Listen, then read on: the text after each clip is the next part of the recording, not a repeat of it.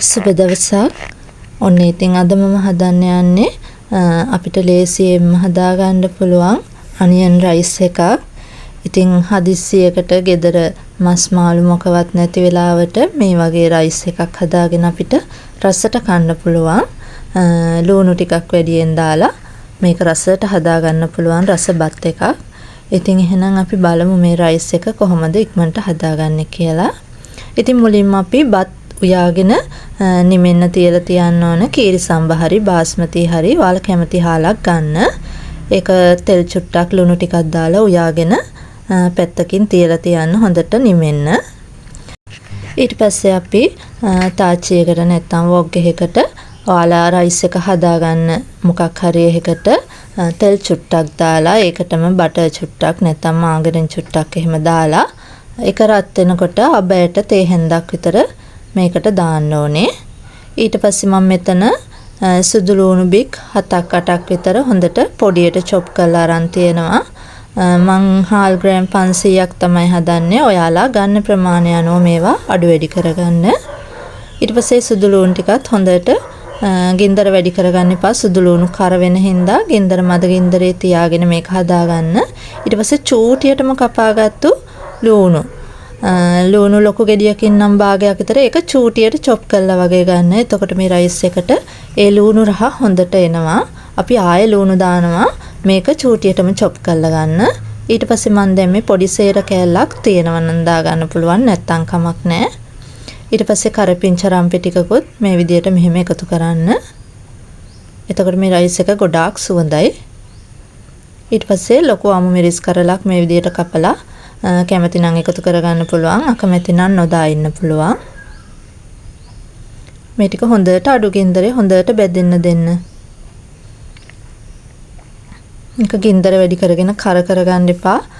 සුදු ලුණු එහෙම කර වුණාම අමුතු රහක් එනවා. ඒකින්ද ඒ ටික කර නොවෙන්න මේ විදියට මෙහෙම බෙද ගන්න ඕනේ. ඊට පස්සේ මේ විදියට ලොකු ලුණු ගෙඩි දෙකක් මේ විදියට ලියාගෙන මම මේකට එකතු කරනවා. ඉතින් මේක ලුණු බතක්නේ. ඉතින් මේකට ලුණු රහ හොඳට එන්න ඕනේ. ඒකින්ද ලුණු ටිකක් වැඩිපුර දාන්න ඕනේ. මේකත් අපි හොඳට බෙද ගන්න ඕනේ. මේ ලුණු ටිකත් හොඳට බෙදෙන්න තියන්න ඕනේ. විනාඩි 4-5ක් මේක හොඳට බෙදෙන්න දෙන්න ඕනේ. අවශ්‍ය ප්‍රමාණයට ලුණුත් චුට්ටක් එකතු කරගන්න මේකට. බතටත් ලුණු දාලා උයන හින්දා ලුණු වැඩි කරගන්න නැතුව ඇති ප්‍රමාණය එකතු කරගන්න. ඊට පස්සේ මෙන්න මේ විදියට ලුණු ටික මැල වුණාට පස්සේ මම හොඳටම චොප් කරගත්ත තක්කාලි ගෙඩියක් එකතු කරනවා. බ්ලෙන්ඩර් කරලා ගත්තත් කමන්නේ. මම බ්ලෙන්ඩර් කරේ නෑ. මම චූටියටම කපලා ගත්තේ. ගොඩාක්ම චූටියට චොප් කරලා වගේ ගන්න ඕනේ. බ්ලෙන්ඩර් කරලා ගත්තත් මේකට හොඳයි.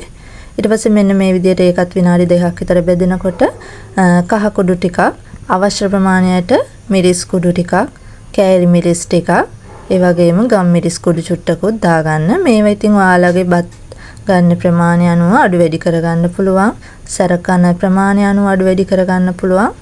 ඒකෙන්ද ඒක ඔයාලට කැමති විදියට එකතු කරගන්න. ඊට පස්සේ මම මේකට ඔයිස්ටර් සෝස් චුට්ටක් දානවා. ඔයිස්ටර් සෝස් අනිවාර්ය නෑ. ඔයාලට තියෙනවා නම් දාන්න. මේ සෝස් වර්ග නම් මේකට අනිවාර්ය නෑ. මම ඉතින් රස වැඩි වෙන චුට්ටක් දානවා. ඊට පස්සේ උයාගත්තු බත් ටික එකතු කරන්න ඕනේ මේකට. මේ බත් මේ වෙනකොට ටිකක් නිමිලා තියෙන්න ඕනේ. නැත්තම් මේක අර සාමාන්‍ය රයිස් එකක් හදනවා වගේම මේ බත් නිමුණට පස්සේ තමයි එකතු කරන්න ඕනේ. ඉතින් මේක හොඳට විනාඩි 5-6ක් මේ විදියට ගින්දර වැඩි කරලා හොඳට කලවම් කරගන්න තමයි මේ බත් එක තියෙන්නේ. ඉතින් මේ බත් එක හදාගත්තාම හරිම රසයි. අපිට මේකට කන්න මුකුත් ඕනෙත් නෑ. ඔයාලට තියෙනවා නම් චිකන් කරි එකක් එක්ක වුණත් කන්න පුළුවන්. ඒ වුණාට මේකට කිසිම දෙයක් ඕනේ නෑ. බිත්තරයක් බෙදගෙන නැත්නම් සොසේජස් කරලා බෙදගෙන හරි මේක කන්න පුළුවන්. ඉතින් මේ විදියට මේ රස බත් එක ඉක්මනටම අපිට හදාගන්න පුළුවන්. ගෙදර මුකුත් නැති වෙලාවට ඉතින් හදලා බලන්න හරිම රසයි. ඉතින් හැදුවොත් මට රස කොහොමද කියලා කමෙන්ට් එකකුත් දාන්න. තාම මගේ YouTube channel එක subscribe කරලා නැත්නම් subscribe කරන්න කියලාත් මම ආදරයෙන් ඉල්ලනවා. ඉතින් එහෙනම් අද දවසට ගිහිල්ලා එන්න සුබ දවසක්.